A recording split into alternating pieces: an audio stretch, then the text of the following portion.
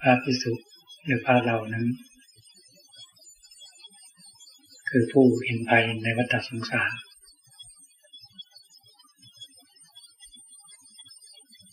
เห็นโทษภัยแห่งการเวียนว่ายตายเกิดในภพน้อยภพใหญ่เราจึงได้เข้ามาบรรพชาอุปสมบทอยู่ในเขตภาคกาสาวพัก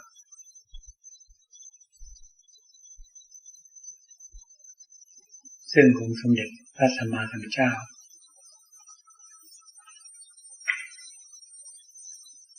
ท่านทรงได้ชี้ทางบอกทางที่จะดำเนินไป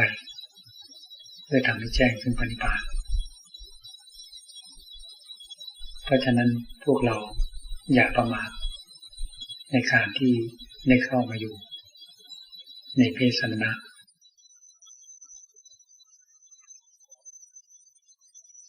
ให้พากันตั้งใจประพฤติปฏิบัติภาวนาอย่าปล่อยวันเวลาให้ล่วงเลยไปโดยเปล่าประโยชน์กิเลสนั้นทุกคนก็รู้ว่ากิเลสคือความโลภความโกรธความยินดีในกามทั้งหลายหรือความหลงซึ่งครอบงำจิตใจของเราอยู่กิเลสก็อยู่ที่ใจจะดับกิเลสก็ดับที่ใจความโลภความโกรธความหลงทั้งหลายทั้งปวงอยู่ที่ใจของเราการที่จะเห็นกิเลสไปในใจของเราเราก็ต้องสร้างสติที่ตั้งมั่นให้เกิดขึ้นด้วยการทำสมาธิภาวนาเพราะถ้าขาดสติจิตใจของเรานั้นก็หลงไปกับอารมณ์ซึ่งเป็นกิเลสการที่จะตั้งสติให้ตั้งมั่นได้นั้นก็ต้องบำเพ็ญบารมีทั้งหลายทั้งปวงในถ้าเราก็บำเพ็ญศีลบารมีคือมีศีลอยู่ในขอบเขตของธรรมวินัยสามเณรก็ศีล10อันนี้ให้เป็นพื้นฐานภายในจิตใจของเราให้เป็นปกติเป็นสติวินัยถ้าจิตใจยังวุ่นวายยังฟุ้งซ่านในเรื่องอดีตในเรื่องอนาคตปรุงแต่งไปในเรื่องต่างๆการที่จะควบคุมจิตใจของแต่ละคนให้ได้นั้น เราก็ต้องมีความอดทนในการที่จะทำความเพียรทำสมาธิภาวนาโดยเฉพาะพระเรามีเวลาในการที่จะบำเพ็ญภาวนามากกว่าเพศฆราวาสเพราะเราทั้งหลายได้วางภาระหน้าที่การงานต่างๆในชีวิตฆราวาสวางภาระภายในครอบครัวออกมาประพฤติปฏิบัติความกังวลใจทั้งหลายก็มีได้น้อยถ้าเราสำรวมกายวาจาให้อยู่ในขอบเขตของศีลของธรรมวินัยสำรวมใจให้มีความมักน้อยสันโดษด้วยการทำสมาธิภาวนาถ้าจิตใจของเรานั้นยังไม่สงบเราก็ต้องทำความเพียรให้มากในอิริยาบถเดินโยกมหรือนั่งสมาธิทำให้มากเจริญให้มากหาอุบายปัญญาในการที่จะพิจารณาละกิเลสให้บรรเทาบางไปจากจิตใจของเรากิเลสเราก็รู้แล้วว่ามีความโลภมีความโกรธมีความยินดีในการทั้งหลายคืออาการของกิเลสซึ่งจะเกิดขึ้นที่ใจของเราเมื่อเราทำสมาธิภาวนาอยู่เสมอๆก็จะก่อให้เกิดพลังของสติมีสติที่ตั้งมั่นเกิดขึ้นมีสติ ที่จะมาดูจิตแล้วก็จะเห็นอารมณ์เห็นอาการของจิตเห็นกิเลสทุกสิ่งทุกอย่างเกิดขึ้นที่ใจของเราเพราะความมีสติมีปัญญาที่จะเฝ้าดูจิตของเราถ้าเราขาดสติขาดปัญญาจิตใจของเรากับอารมณ์นั้นก็เป็นอันหนึ่งอันเดียวกันไม่สามารถที่จะแยกออกจากกันได้เพราะจิตกับอารมณ์นั้นผสมอยู่ด้วยกันมีความหลงยึดมั่นถือมั่นในอารมณ์ความโลภความโกรธความยินดีในการทั้งหลายว่าเป็นใจของเรา ความทุกข์ทั้งหลายจึงเกิดขึ้นเมื่อเราบำเพ็ญศีลบารมีบำเพ็ญสมาธิบารมีอยู่เสมอก่อให้เกิดสติปัญญาเกิดขึ้นเราก็มากั่นกรองกิเลสความโลภให้มันเบาบางไปกั่นกรองอารมณ์ความโกรธให้มันเบาบางไปสติปัญญามากั่นกรองกิเลสกามให้ออกไปจากจิตใจของเราความโลภทั้งหลายเราก็สละวัตถุธาตุต่างๆมาแล้วมีความมักน้อยสันโดษอาศัยเพียงบริการ8หรือปัจจัย4เพียงเพื่อปฏิบัติในวันหนึ่งกับคืนหนึ่งเท่านั้นถ้าเรามีสติมีปัญญาพอเพียงพอใจในสิ่งที่เรามีอยู่แค่นี้และบำเพ็ญภาวนาไปเพื่อแสวงหาความพ้นทุกข์ความโลภก็จะไม่ก่อกวนไม่ก่อให้เกิดความกังวลภายในจิตใจของเราเพราะเราไม่ต้องการอะไรนอกจากการดับความทุกข์ภายในจิตใจของเราจะมีอารมณ์ความโลภเกิดขึ้นเมื่อเราบำเพ็ญศีลเป็นพื้นฐานมีสมาธิเป็นทางการสติปัญญาก็จะรู้เท่าทันอารมณ์และปล่อยวางอารมณ์ความโลภออกจากใจของเราได้ความจริงนักบวชผู้ปฏิบัตินั้นไม่ควรที่จะต้องการอะไรในวัตถุธาตุต่างๆภายนอกหรือแม้สละได้แม้ชีวิตเพื่อที่จะต้องการรู้ธรรมเห็นธรรมหรือเพื่อทำให้แจ้งซึ่งปฏิบัติถ้าเรามีสติควบคุมจิตใจเราอยู่เสมอทุกๆอิริยาบถไม่ว่ายืนเดินนั่งหรือทำกิจการงานอะไรก็แล้วแต่ความโลภจะเกิดขึ้นมาจากไหน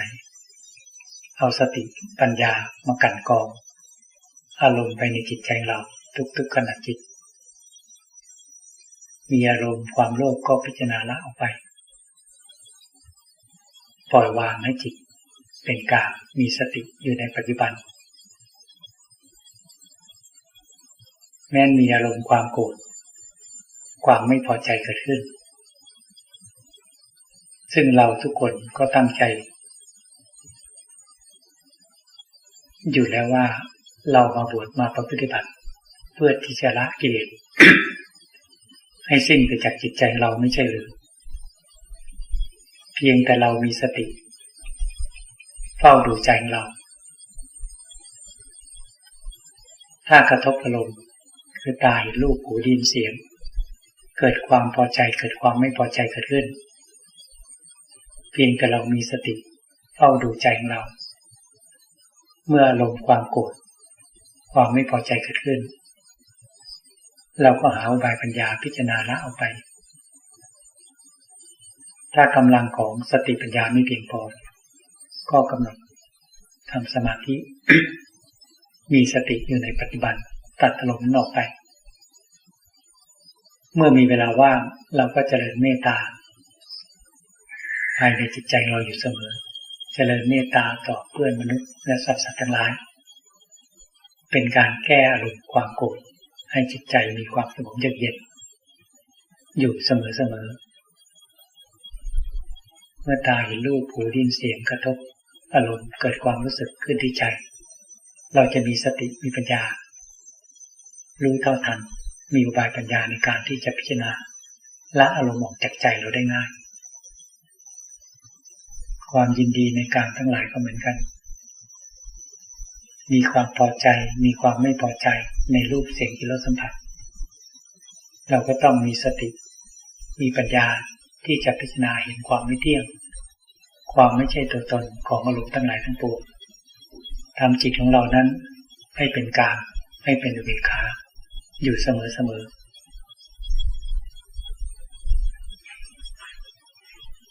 ถ้ากำลังของสติไม่เพียงพอเราก็บำเพ็ญสมาธิภาวนาทำให้มากเจริญให้มากในทุกๆวันกิเลสทั้งหลายทั้งปวงอยู่ที่ใจของเราถึงแม้ว่าเราจะอยู่ที่ป่าหรือบนเขาหรือในถ้ำก็แล้วแต่กิเลสก็ตามไปด้วยทุกสถานที่เพราะฉะนั้นผู้ใดมีสติที่จะตามดูจิตของตนผู้นั้นจึงจะสามารถที่จะละวางความยึดมั่นถือมั่นในอารมณ์ทั้งหลายทั้งปวงออกจากจิตใจได้แต่การที่จะมีสติตั้งมั่นไว้นั้นเราทุกคนจะต้องมีความอดทนมีความเพียรเมื่อสมาธิยังไม่เกิดขึ้น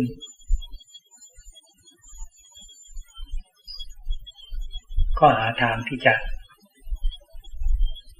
ทำความเพียรเพื่อที่จะทำให้จิตมีความสงบ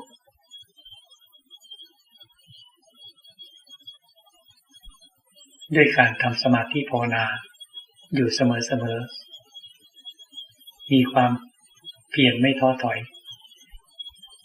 ถ้าเราทำความเพียรอยู่ทุกๆวันหาเวลาเดินโยกมนั่งสมาธิทำให้มากเจริญให้มาก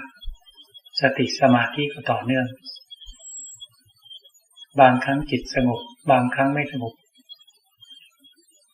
เราก็ทำความเพียรไปอยู่เสมอทำจนมีความชำนาญในการที่จะทำจิตให้สงบ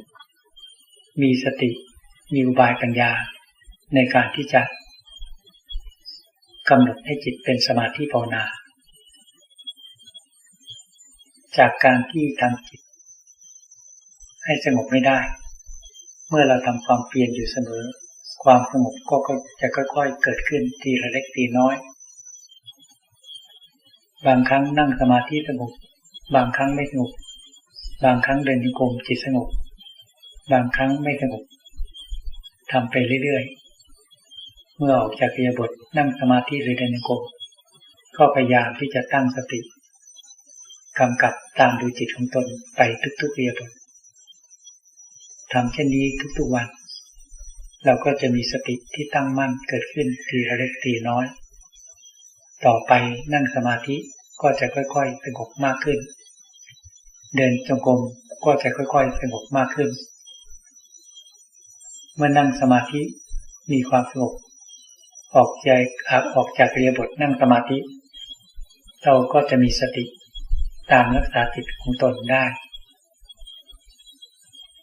ไม่ว่าจะยืนเดินหรือทำอะไรจิตก็จะสงบเป็นสมาธิต่อเนื่องกันไป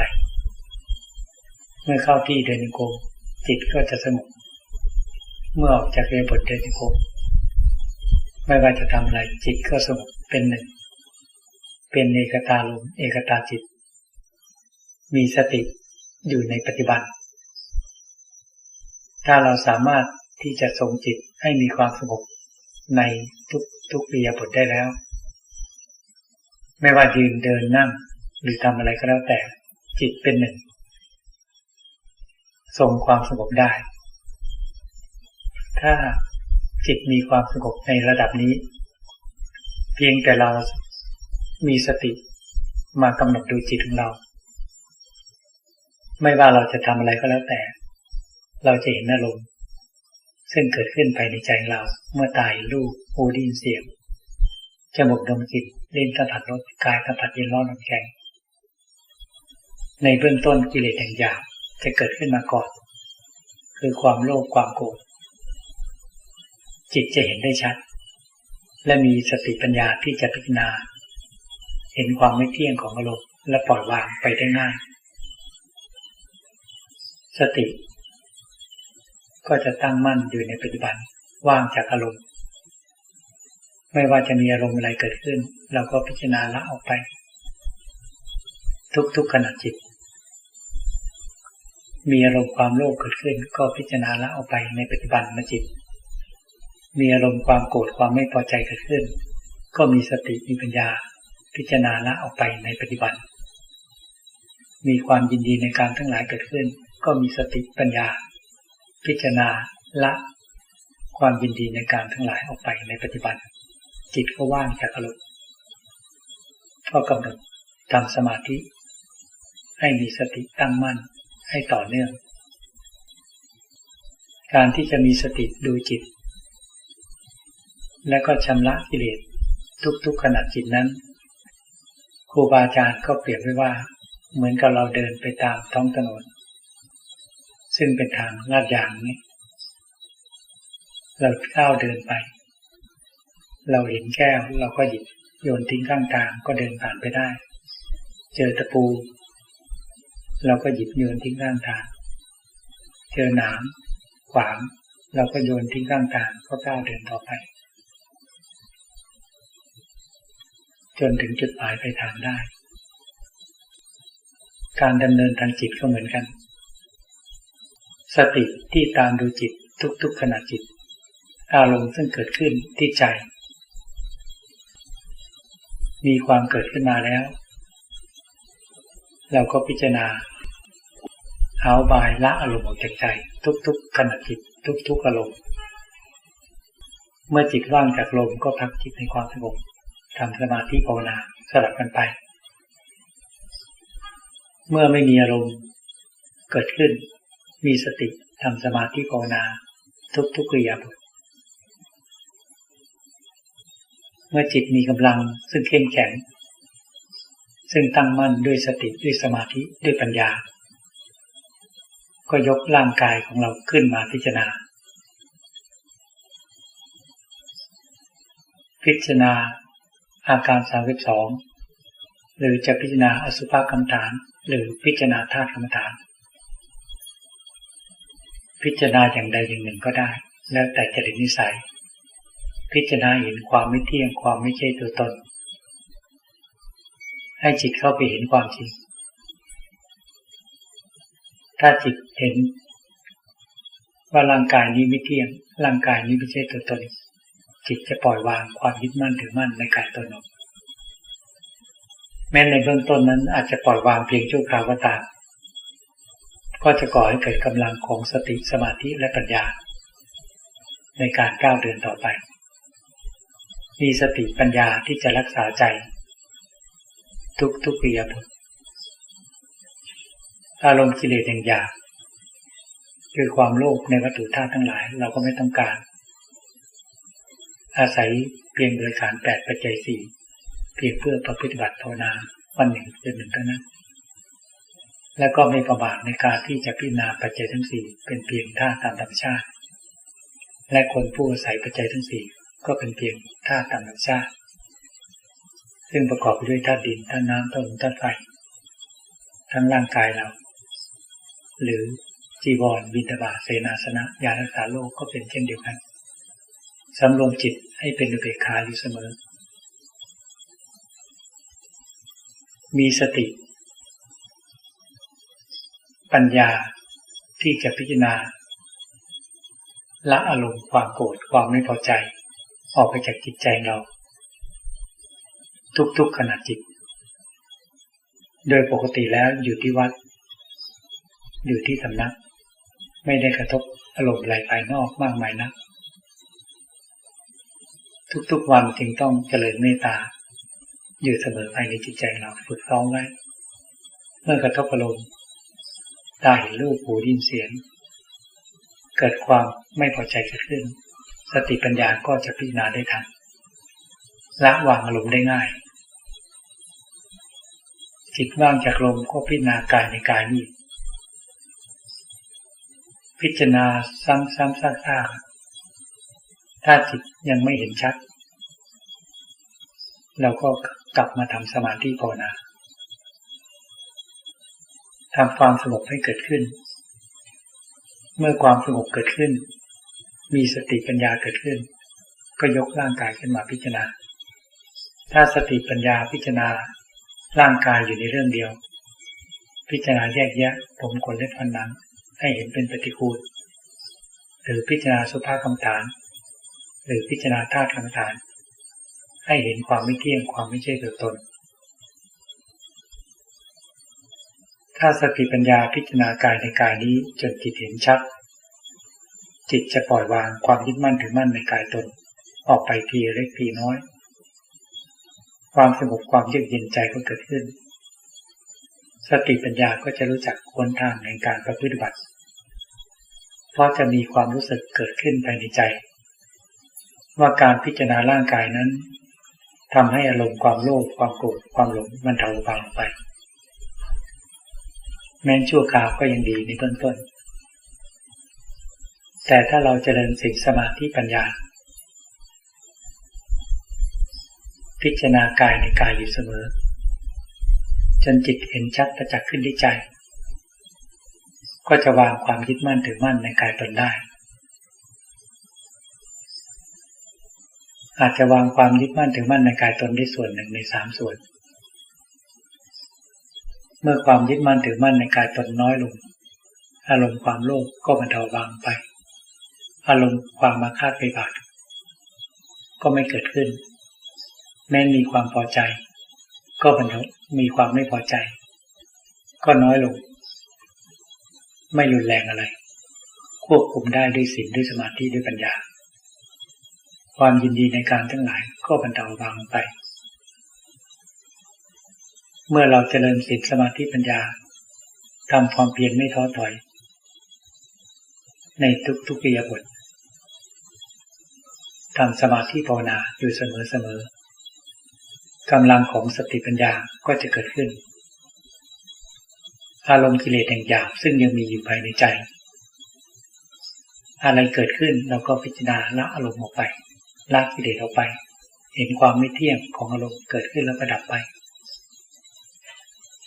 พิจารณาปล่อยวางให้จิตเป็นกลางมีสติอยู่ในปัจจุบันเมื่อจิตว่างจากอารมณ์ก็เข้ามาทำหน้าที่ในการที่จะพิจารณากายในกายนี้แม้ไม่มีอารมณ์ไม่มีกิเลสเกิดขึ้นก็ตามแต่จุดมุ่งหมายในการพิจารณาคือพิจารณากายในกายนี้ให้รู้เท่าทันตามความจริงว่าร่างกายนี้กับจิตนี้เป็นอันหนึ่งอันเดียวกันหรือไม่ซึ่งเมื่อปล่อยวางไปได้แล้วส่วนหนึ่งเราก็จะรู้จักเลยว่ากายนี้ไม่ใช่จิตนี้จิตนี้ไม่ใช่กายนี้คนละส่วนกันและมีความเชื่อมั่นในหนทางปฏิบัติว่าถ้าเราเจริญศีลสมาธิปัญญาในการพิจารณาอารมณ์ก็ดีหรือพิจารณากายก็ดีก็จะทำให้กิเลสบรรเทาบางไปเรื่อยๆถ้าถนัดพิจารณาสุภกรรมฐานเมื่อจิตสงบแล้วก็ยกร่างกายขึ้นมาพิจารณาหรือกำหนดร่างกายเราให้เป็นอสุภกรรมฐานหรือร่างกายบุคคลอื่นให้เป็นอสุภกรรมฐานพิจารณาเห็นความไม่เที่ยงความแตกสลายลงไปถ้าจิตเห็นชัดประจักษ์ขึ้นที่ใจจึงจะวางความยึดมั่นถือมั่นออกไปจากจิตของเราได้เราจะรู้จะเห็นด้วยใจของเราเองเมื่อปล่อยวางความยึดมั่นถือมั่นในร่างกายได้มันจะปล่อยวางทีเล็กทีน้อยจนเรารู้ขึ้นมาว่าปล่อยวางได้2 ส่วนจาก3 ส่วนอารมณ์ความโลภก็จะบรรเทาบางไปอารมณ์ความโกรธก็บรรเทาบางไปความหลงในกายตนก็น้อยลงไปแม้อารมณ์ความโลภเกิดขึ้นไม่นานก็ดับไปอารมณ์ความไม่พอใจเกิดขึ้นไม่นานก็ดับไปสติปัญญาพิจารณาปล่อยวางความพอใจความไม่พอใจในรูปเสียงกลิ่นรสสัมผัสได้ง่ายเพราะสติปัญญานั้นพิจารณาลงทุกๆขณะจิตเพราะสติปัญญาในระดับนี้จะเห็นอารมณ์กิเลสหยาบได้ง่ายถ้าจิตของเรานั้นเป็นหนึ่ง เป็นเอกตาลมเอกตาจิตอยู่ในทุกๆอิริยาบถกิเลสโผล่ขึ้นมากระเพื่อมขึ้นที่ใจสติปัญญาจะเห็นและมีอุบายในการที่จะพิจารณาละวางให้จิตว่างจากอารมณ์ได้เมื่อจิตว่างจากลมก็พิจารณากายละเอียดเข้าไปซึ่งพิจารณาอสุภกรรมฐานก็ดีธาตุกรรมฐานก็ดีพิจารณาทะลุเข้าไปสู่ความว่าง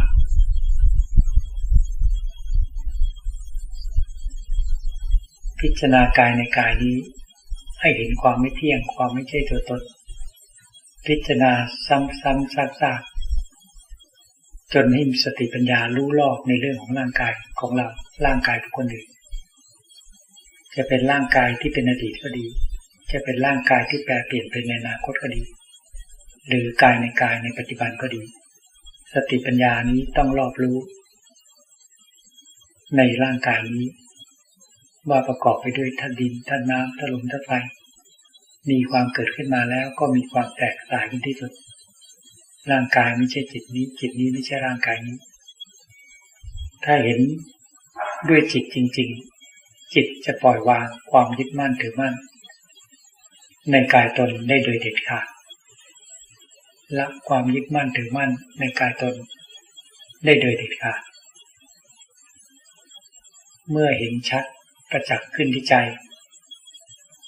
ว่ากายที่เป็นอดีตก็ไม่เที่ยง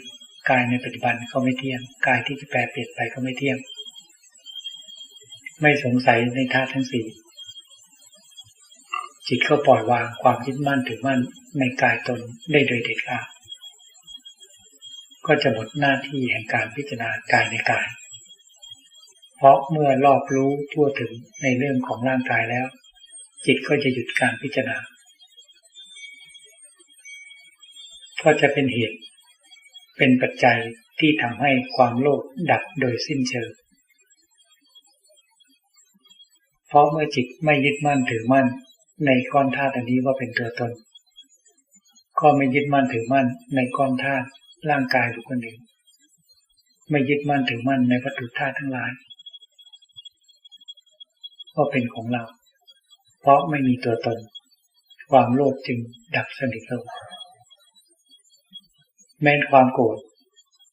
ก็ดับสนิทลงเพราะไม่มีตัวตนที่จะไปโกรธคนนั้นโกรธคนนี้เพราะความยึดมั่นถือมั่นในกายไม่มีอารมณ์ความโกรธนี้จึงดับสนิทกระทบอารมณ์ตาเห็นรูปหูได้ยินเสียงเกิดความพอใจไม่พอใจก็เป็นเพียงแต่สมมติเกิดขึ้นระดับไปแม้นกายในกายตนจิตก็จะปล่อยวางไม่ยึดมั่นถือมั่นโดยเด็ดขาด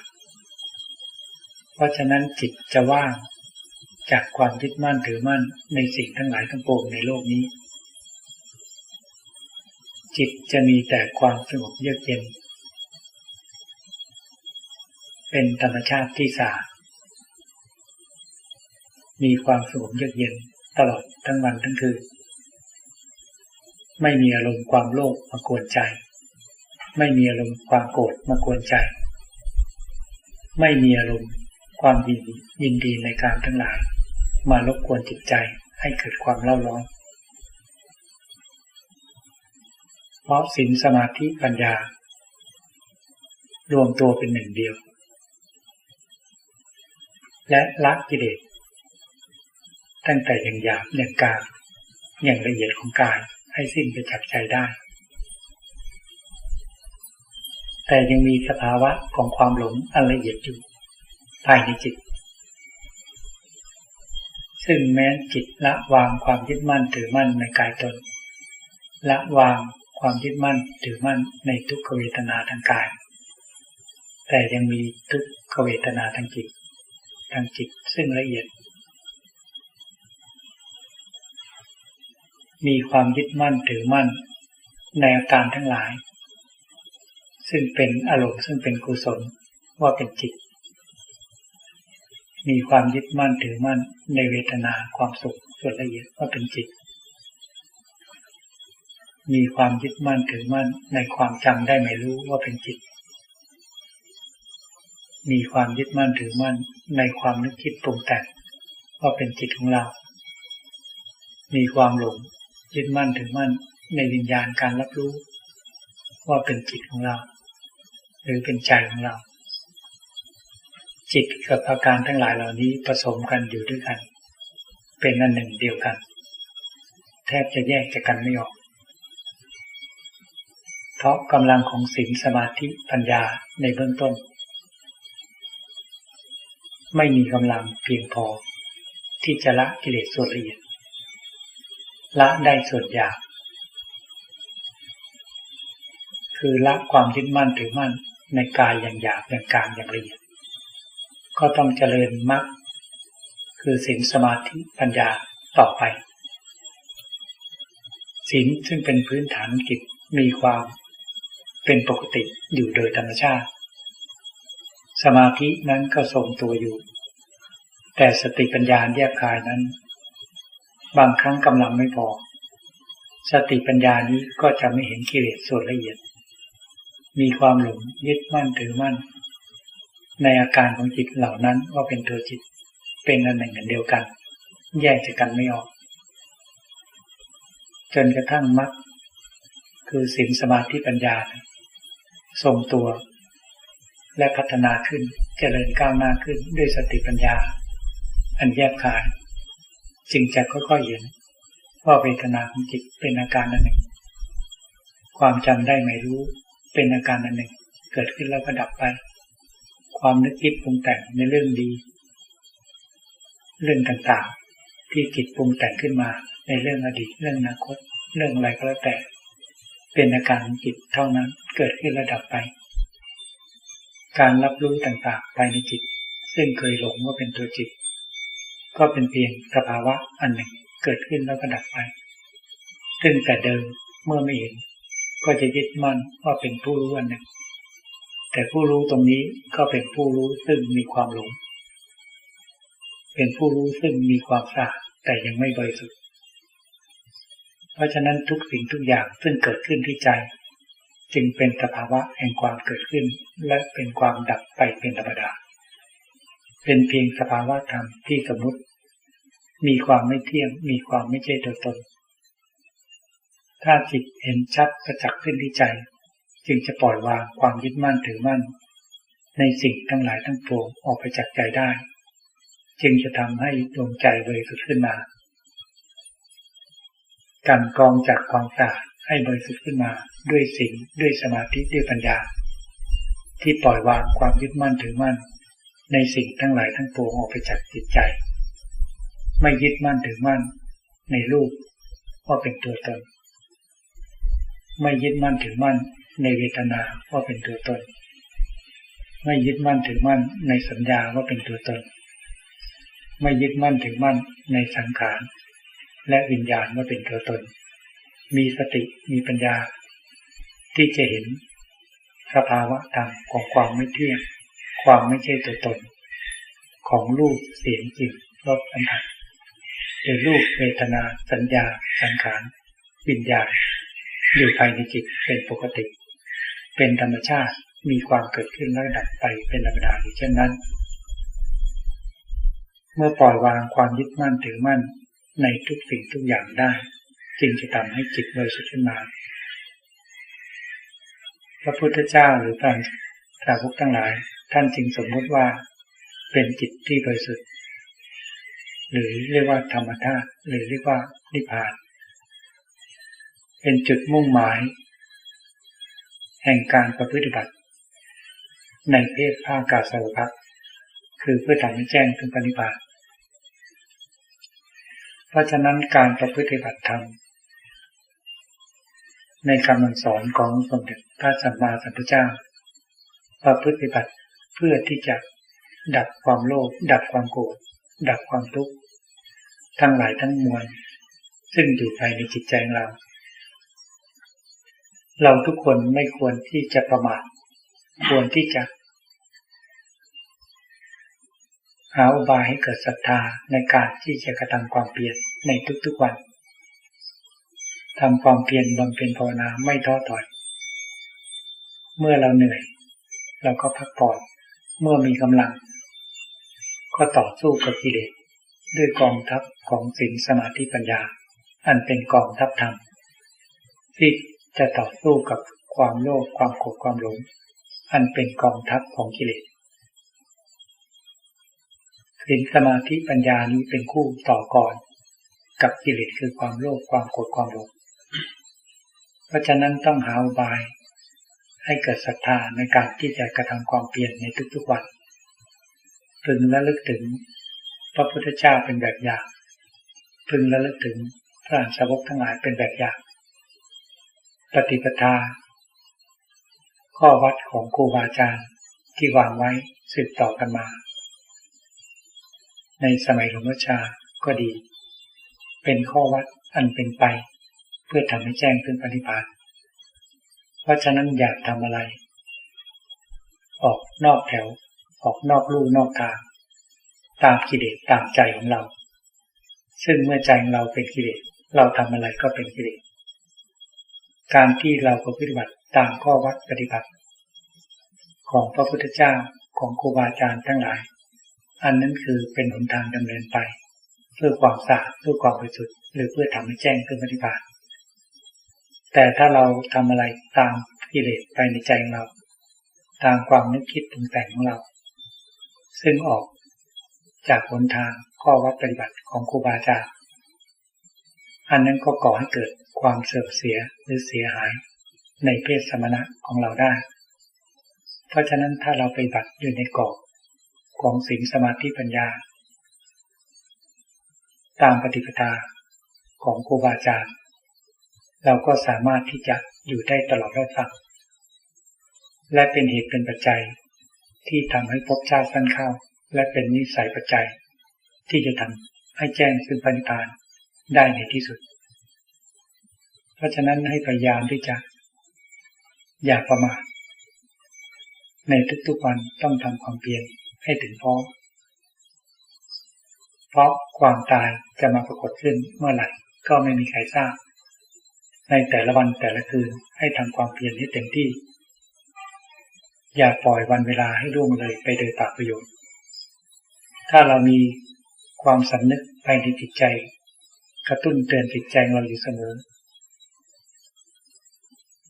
เราทำความเพียรไม่หยุดสมาธิก็ย่อมเกิดขึ้นเมื่อสมาธิเกิดขึ้นก็เป็นเหตุเป็นปัจจัยซึ่งจะก่อให้เกิดสติปัญญาในการที่จะพิจารณาละกิเลสให้บรรเทาเบาไปจากจิตใจของเราทีละเล็กทีละน้อยจนทำกิเลสนั้นให้สิ้นไปจากจิตใจของแต่ละบุคคลได้ในวันนี้ก็ให้ความคิดเห็นแต่พวกเราพอสมควรขอยุติแต่เพียงเท่านี้ธรรมยังวัฏตถาคาสุกรังตถามาเตสาธุสาธุสาธุอนุโมทนา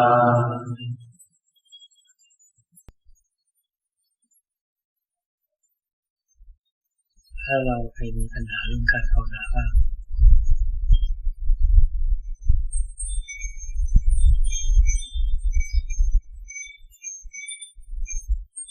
ว่ายังไงทำเอง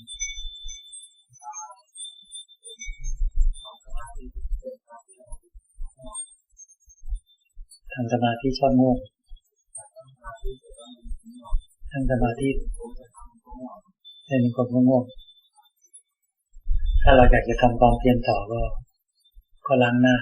กลางคืนกลางวันง่วงกลางคืนกลางวันนะทั้งกลางวันทั้งกลางคืนถ้าเราจะอยากต่อสู้กับนิวรณ์ฉันอาหารแต่พอดีอย่าให้มากเกินไปให้เบาหน่อยผ่อนอาหารฉันอาหารแต่พอดีให้น้อยไว้ก่อนผ่อนเรื่องอาหารนิวรณ์จะได้ไม่มาก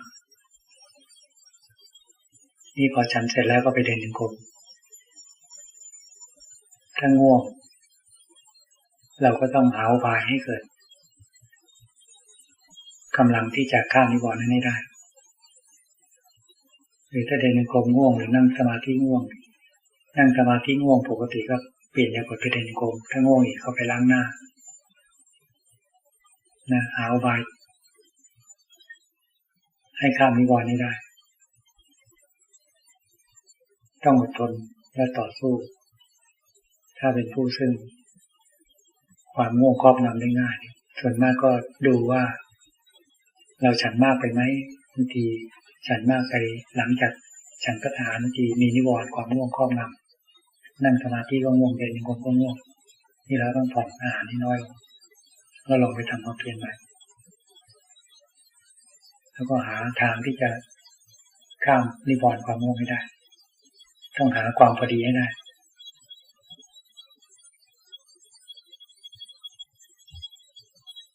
ถ้ากลางคืนถ้าอยู่กุฏิภาวนามีความง่วงมากๆนั่งสมาธิก็ง่วงเดินจงกรมก็ง่วงถ้ายังไม่อยากพักอยากต่อสู้กิเลสให้ออกไปเดินหน้าวัดที่โล่งๆหรือศาลาย่อมผ้าข้างหน้าไปเดินไกลกุฏิหาทางที่จะทำให้ข้ามนิวรณ์ความง่วงให้ได้นี่สติปัญญาอุบายของแต่ละคนก็แตกต่างกันสมัยก่อนไปบัดใหม่ๆผมก็มีความง่วงเหมือนกันนะแต่เราก็ดูเรื่องการขบฉันเพราะว่าตั้งสัจจะไว้ว่าจะไม่พักกลางวันเพราะว่าเวลาน้อยคือว่าชีวิตเราไม่แน่นอนเราคิดว่าเวลาน้อยจะไม่พักกลางวันอยากจะทำสติให้มันต่อเนื่องใหม่ๆก็ยังไม่ฉลาดบางทีฉันพัฒหารก็กลัวว่าจะมีเวทนาความหิวตอนเย็นก็ฉันมากหน่อยแต่นิวรณ์ก็ให้ผลคือพอไปเดินจงกรมนั่งสมาธิก็ง่วงแต่ว่าจิตใจก็มีสัจจะคือไม่ยอมนอนจะง่วงขนาดไหนก็ฝืนล้างหน้าหรือหาอุบายให้จิตตื่นและก็รู้ว่าเพราะฉันพัฒหารมากจึงทำให้มีนิวรณ์มากต้องใช้กำลังสติสมาธิมากที่จะข้ามนิวรณ์วันต่อมาก็เลยฉันพัฒหารให้น้อยลงจนในเบื้องต้นจะฉันอาหารวันละประมาณ30 คำทั้งข้าวทั้งกับข้าวทุกสิ่งทุกอย่างจะอยู่ประมาณ30 คำก็พอและเดินจงกรมนั่งสมาธิก็ไม่ค่อยมีนิวรณ์คือไม่ห่วงเรื่องอาหาร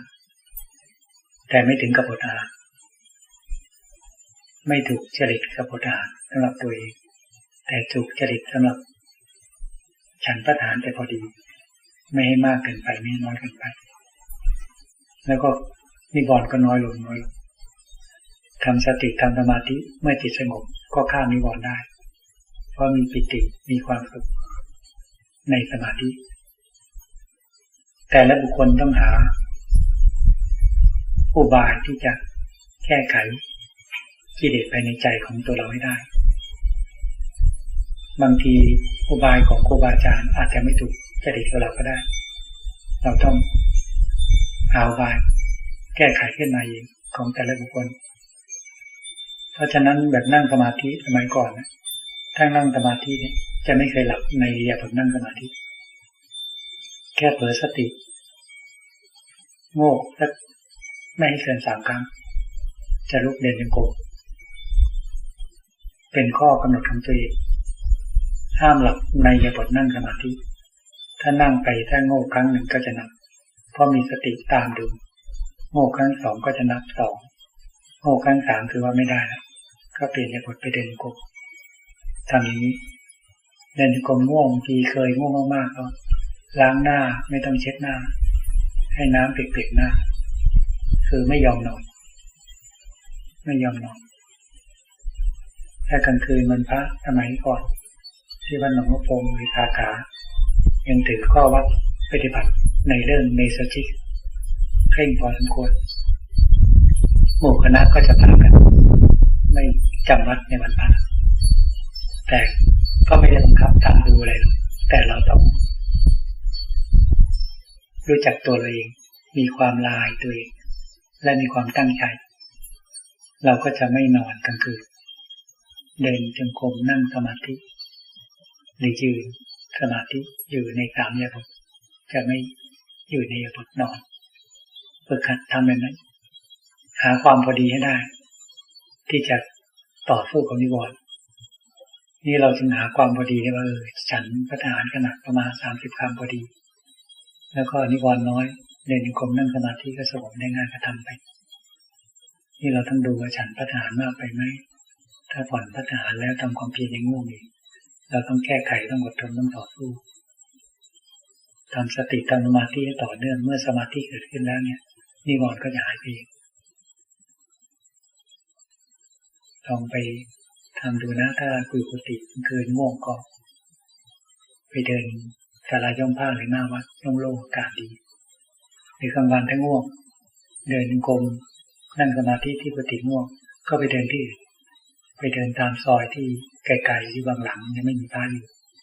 ไปที่เพราะว่าคงไม่นอนกลางทางหาไว้แก้ผมเองก็แก้เหมือนกันแต่ก่อนบวชใหม่ๆพรรษาหนึ่งกลางวันง่วงแต่ห้ามนอนตัวเองไปเดินที่ศาลเจ้าปู่ตาท้ายวัดออกนอกเขตวัดเอาผ้านั่งไปผืนนึงศาลปู่ตาศาลชาวบ้านดอนปู่ตาที่คนเขากลัวกันไม่ค่อยเข้าไปออกไปนอกรั้ววัดเป็นรั้วไม้ไผ่มีทางเดินไปทางออกไปทุ่งนามีป่าอยู่ย่อมแล้วก็ผ้าปูนั่งไปเอากาน้ำแก้วน้ำไปเดินอยู่เท่านั้นมันไม่มีที่นอนมีแต่ป่ามีแต่ใบไม้ต้นไม้มันก็ไม่นอนเดี๋ยวก็หายง่วงเดินไปเดินมานั่งสมาธิเมื่อยก็นั่งสมาธิฝึกไปนะอันนี้ต้องหาอุบายให้ได้เราจะต่อสู้ยังไงจะแก้ไขยังไงกับความง่วงที่เดินก็ง่วงนั่งก็ง่วงต้องสู้ให้ได้ใครมีปัญหาอะไรไหมพาเรา